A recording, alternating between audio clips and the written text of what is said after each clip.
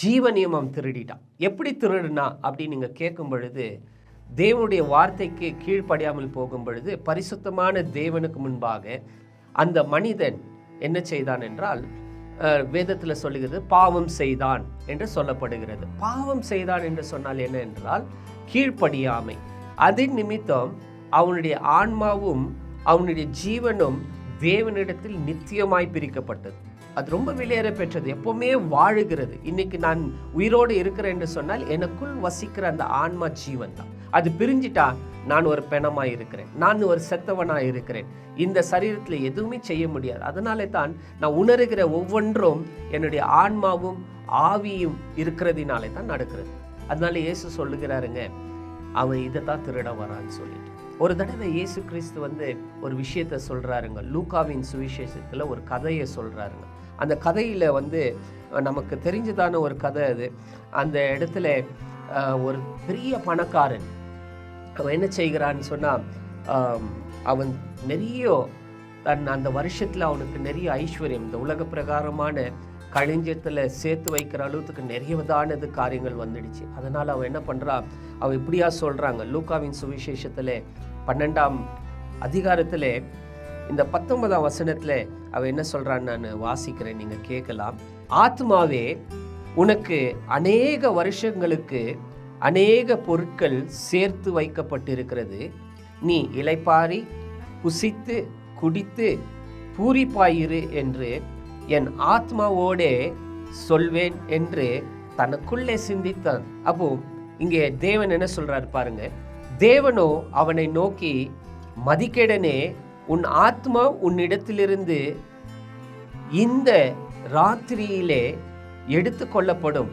அப்பொழுது நீ சேர்த்து வைத்திருக்கிற யாருடையதாகும் என்றார். ஆம் தேவ பிள்ளைகளே, இந்த உலகத்திலே நாம் எதை சேர்த்து வைக்கிறோம், எது வைக்கிறோம் என்று நாம் பார்க்கும் பொழுது, இந்த உலகத்திலே இருக்கிற ஐஸ்வர்யம் தான் நமக்கு வாழ்க்கை என்று நினைக்கிறோம். அதெல்லாம் நமக்கு தேவையா இருக்கிறத பார்க்கிலும் அது நமக்கு வாழ்க்கையாய் மாறாது. அதனால தான் இங்க சொல்றாருங்க, ஆண்டவர் சொல்றாரு, வெறும் பணத்தையும் ஐஸ்வர்யத்தையும் சேர்த்து வைக்கிறவனுக்கு அவனை பார்த்து சொல்றாரு, மதிகேடனே அப்படின்றாருங்க. ஞானமே உனக்கு இல்லை, ஞானத்தை நீயோ சிந்தித்து செயல்படணும்.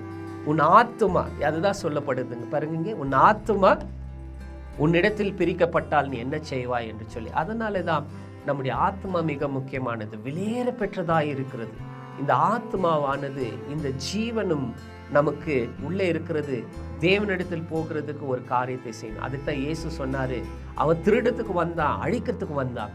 நானும் அப்படிப்பட்டவராய் அழிந்து போயிருக்கிறவங்களுக்கு, பாவத்தில் விழுந்திருக்கிறவர்களுக்கு, அந்த மரணத்தில், நித்திய மரணத்தில் விழுந்திருக்கிறவர்களுக்கு நான் நித்திய ஜீவனை கொடுக்கிறேன் என்று சொன்னார். அதனாலே அவர் சொல்றார், நான் உங்களுக்கு நித்திய ஜீவனை. எப்படி ஜீவன் கொடுத்தாருன்னா, தன் ஜீவனை கொடுத்து நம்மைக்கு என்ன செய்தாருங்க, ஜீவனை கொடுத்து. அதனால தான் இன்றைக்கு நம்ம இயேசு கிட்ட இயேசுவே எனக்கு அந்த நித்திய ஜீவனை கொடு, உம்மிடத்திலிருந்து நான் பிரிந்து போயிருக்கிற தேவனிடத்துல நித்தியமாய் போயிட்டு இருக்க, என்னுடைய ஆத்மாவின் மதிப்பு தெரியாம இருந்தேன்.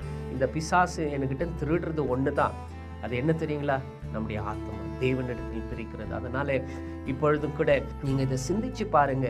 இந்த உலகத்துல நமக்கு என்ன இருந்தாலும் சரி, நம்முடைய ஆன்மா தேவனுக்கு முன்பாக அது சரியா இல்லைன்னு சொன்னா, இந்த உலகத்துல வாழ்ந்த வாழ்க்கை ஒருவேளை உலக பிரகாரமாய் வெற்றியா இருக்கலாம், ஆனால் நம்முடைய ஆத்மாவிலே நாம் தோற்றப்பட்டவர்களாக இருப்போம். அதனாலே இயேசு இன்னொரு இடத்துல சொல்றாரு, ஒரு மத்தேயுல 16 அதிகாரத்துல சொல்றாருங்க, உன் உலகத்தையே நீ ஆதாயப்படுத்தி கொண்டு உன் ஆத்மாவை நஷ்டப்படுத்தி கொண்டால் அது உனக்கு என்ன லாபம்னு கூட இயேசு சுவாமி சொல்றாரு. அதனால நீங்க ஒரு நிமிஷம் சிந்திச்சு பாருங்க.